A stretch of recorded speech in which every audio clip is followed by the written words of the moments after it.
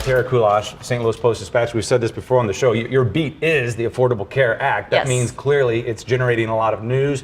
We know it made a lot of headlines. Catch us up again here real quickly. What were a couple of the big headlines this year? Okay, well, I think one of the most important ones, possibly the most, is October 1st. Glitchy website. Nobody could get through. And that's what's been the talk ever since, even when the website started getting better. The reputation is having a hard time getting built back up. So people are reporting on it. It's getting better every day. I'm talking to navigators and certified application counselors. They're telling me they're having more enrollments every day. So it's looking better, but how much better, we don't really know because it's pretty anecdotal right now. So it is moving, but it is hard to repair that first impression there. Oh yeah, I mean, first there's people who are politically against it, and so they never want to go to it, and they're going to keep spreading the word that it's really bad. And there are still some issues with it. It's not 100% better. And then plus you have people who've got the sticker shock. They went online, saw that the prices were more than they expected, or the narrow networks, and then they're spreading the word about that. So maybe some people who actually could get savings are afraid to even check it out.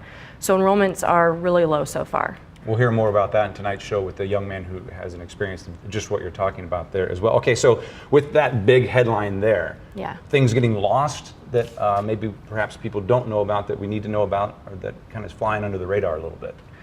Well, first there's this study that just came out, and I think that this is something you should talk to the panel about, but they're saying that a lot of people are not healthcare insurance literate. They don't know the terms very well. They're getting mixed up, and so that could be part of the problem with people getting on to sign up for insurance or fill out an application. And a lot of people aren't tech savvy either. So there's a lot of confusion out there. A lot has been dependent on people being tech savvy, it seems like. Yes, and that leads me to another point that I won't say that it's not reported on at all, but I don't think that it's mentioned enough. Just because there's this December 23rd deadline does not mean that you should wait until December 23rd, because first of all, it might be confusing to you, and then second, yes, the website still is not 100% reliable. There are issues. Just like don't do your taxes on April 15th. Right, but people do it anyway, right? Yeah, well, some. I won't name any names. But, okay, so you brought up deadline. Give us some more. What other deadlines are looming? What do they mean? Okay, deadlines have been changing a lot, so this can get pretty confusing. So I'm going to try to simplify. If you can make me understand it, everyone else will. Okay, so originally to select a plan, you had to do that by December 15th. That was pushed back to December 31st. Okay? Mm-hmm.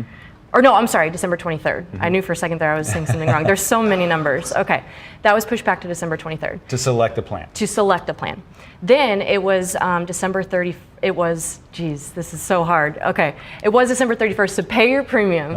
Now they just moved it to January 10th. Okay, but that's not necessarily all insurers. Most insurers are going to push it back to January 10th, but you should call the insurance company and check.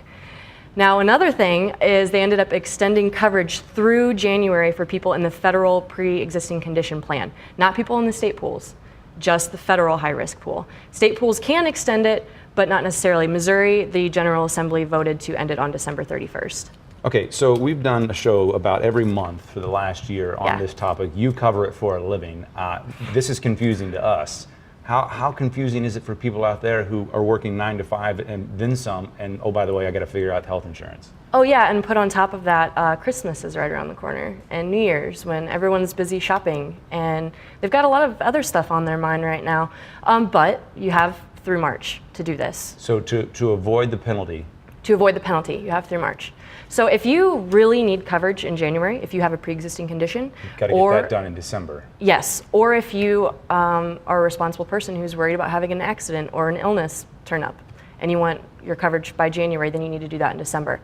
But the penalty does not kick in until after March. So they think a lot of the young invincibles are going to wait. So why did these changes happen? What was the catalyst for all these? For the deadlines moving back? Yeah, for all these moving targets here. Oh, sure. See, first there was the glitchy website that we've talked about, people not being able to get through.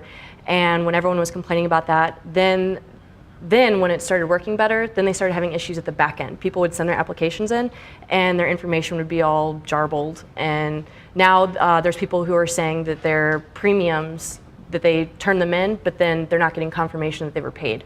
So what was supposed to be paid by December 31st, and your coverage was supposed to start on January 1st, they were saying they were afraid that people were gonna show up at the hospital or show up to get their prescriptions and be told you're not in the system, you don't have any insurance. So now they're giving them through January 10th. In your reporting, are people keeping up with this? Is this confusing people? Oh, I mean, I think unless you are following this every day, reading the news on it every day, reading healthcare.gov, most people probably aren't up to date on it.